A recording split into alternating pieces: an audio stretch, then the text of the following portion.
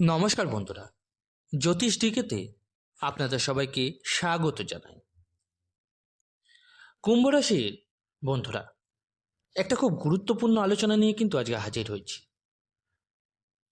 আজকে এই কথাটা দিয়েই আমি কিন্তু ভিডিওটা শুরু করব। আর যখন ভিডিওর শেষ পর্যায়ে পৌঁছবো তখন কিন্তু আপনারা নিজেরাই অনুভব করবেন এই যে জন্মটা হয়েছে না, এর পেছনে নিশ্চয়ই কোনো না কোনো কারণ আছে। আপনারা এই পৃথিবীতে এমনি এমনি আসেননি, বা হয়তো বলা উচিত এই পৃথিবীকে যারা চালায় তাদের মধ্যে আপনারাই একজন। কুম্ভ রাশির বন্ধুরা, একটা সত্য কথা শুনুন। আপনাদের কি মনে হয় জীবনে যা কিছু ঘটেছে, বা যা ঘটতে চলেছে, বা যা এখন ঘটছে, সবই কি আপনাদের কর্মফল? আমি বলছি একদমই না। হ্যাঁ, জ্যোতিষশাস্ত্র অবশ্যই কর্মভিত্তিক বিদ্যা, যেখানে এটা বোঝা যায় ভবিষ্যতে তুমি কি কর্ম করতে চলেছ।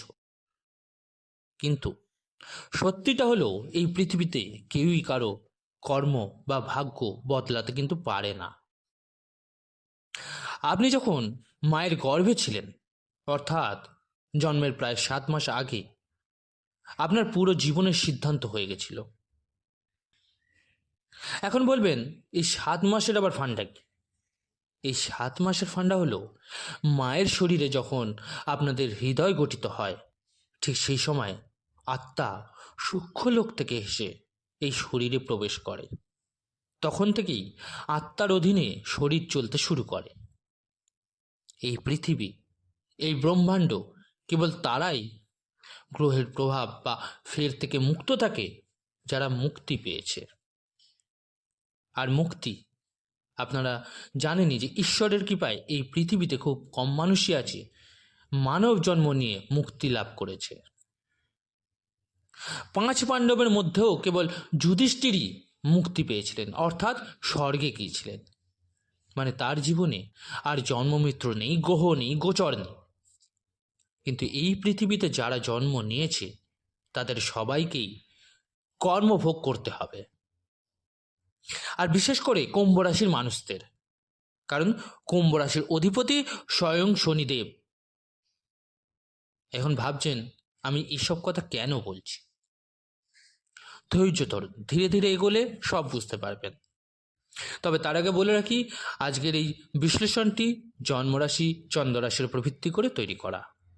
আপনারা যারা নিজেদের বাচ্চাদের প্রেডিকশন করাতে চাইছেন, জন্মকুণ্ডলী বিচার করাতে চাইছেন, তারা অবশ্যই আমার হোয়াটসঅ্যাপ নাম্বারে যোগাযোগ করে নেবেন। হোয়াটসঅ্যাপ নাম্বারটা এই ভিডিও ডেসক্রিপশনে দেওয়া থাকবে। তো বন্ধুরা, শুরু করছি আজকের এই বিশেষ পর্ব কুম্ভ রাশির মানুষদের জন্য। শনিদেব বন্ধ করে দিয়েছেন তার তৃতীয় নয়ন। আপনাদের জীবনের কিন্তু নতুন সূচনা ঘটে গেছে। কুম্ভ রাশির মানুষজন, একটা খুব গভীর কথা বলছি। জানি হয়তো ভিডিওটা একটু লম্বা হয়ে যাচ্ছে, কিন্তু শুনে রাখুন, কাজে লাগবে আপনাদের। আপনারা ভাবছেন কর্ম করে সবকিছু বদলে দিতে পারবে। হ্যাঁ, অনেক কিছু বদলানো যায়, কিন্তু যা নিয়তিতে লেখা আছে সেটা বদলানো যায় না। কারণ আপনাদের রাশি বা আপনাদের লগ্নের প্রকৃত অধিপতি কে? শনিদেব। শনিদেব কার পুত্র? সূর্যদেবের। এই পৃথিবীতে শনিদেবের দেহধারী জন্ম হয়েছিল, কিন্তু 9 গ্রহের মধ্যে শনিদেবই এত শক্তিশালী কেন? কারণ কুম্ভ রাশির নারী পুরুষ এই মানুষদের মধ্যেই দয়া আছে, অনুভূতি আছে, আর অসম্ভব দুঃখ সহ্য করার ক্ষমতা আছে। বিশেষ করে কুম্ভ রাশির মহিলারা এমন স্তরে দুঃখ সহ্য করতে পারে যে মনে হয় হয়তো বুক ফেটে হৃদয় বেরিয়ে আসবে।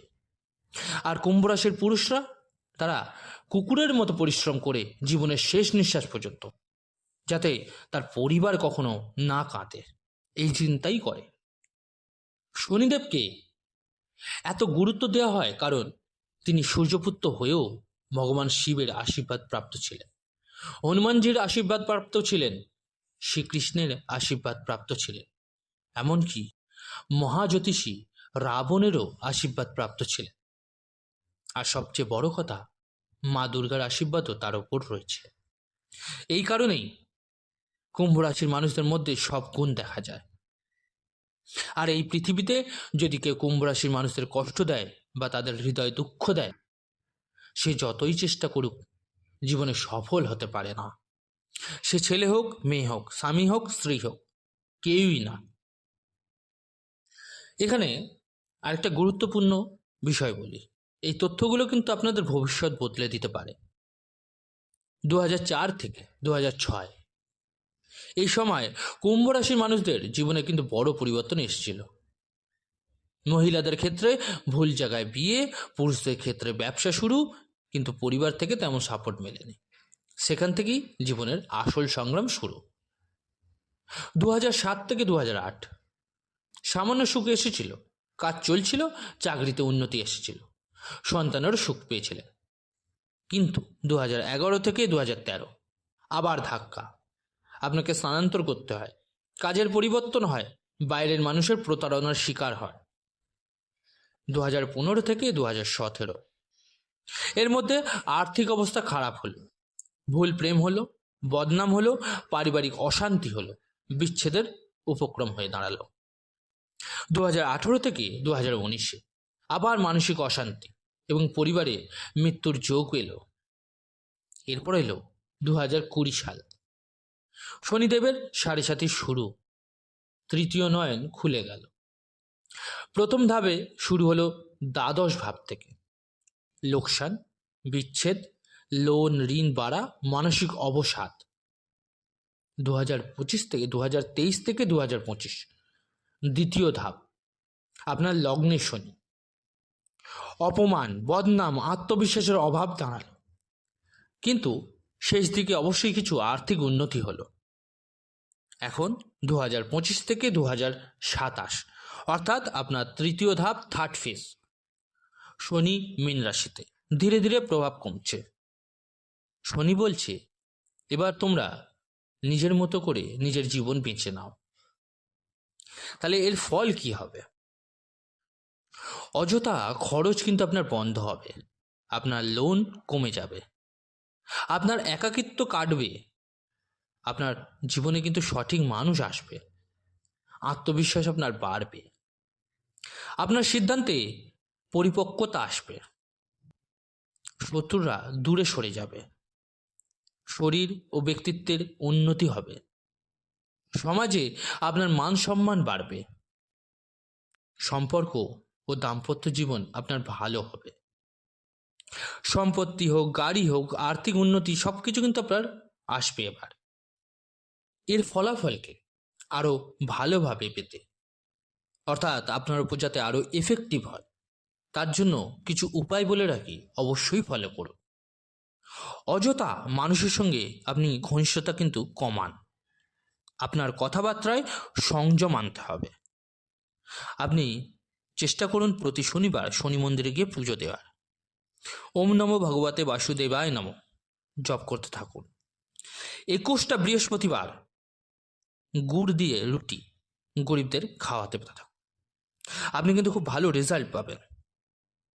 তো বন্ধুরা, আজকের এই বিশেষ পর্বটা, বিশেষ আলোচনাটা কেমন লাগলো জানাতে কিন্তু ভুলবেন না, অবশ্যই কমেন্ট করে। ভালো লাগলে একটা লাইক করে যেতে ভুলবেন না। চেষ্টা করবেন বন্ধুদের সঙ্গে একটু শেয়ার করে নিতে। আর যে সকল বন্ধুরা নতুন শুনছেন তারা অবশ্যই চ্যানেলটিকে সাবস্ক্রাইব করে দেবেন। সুস্থ থাকুন, ভালো থাকুন, ধন্যবাদ।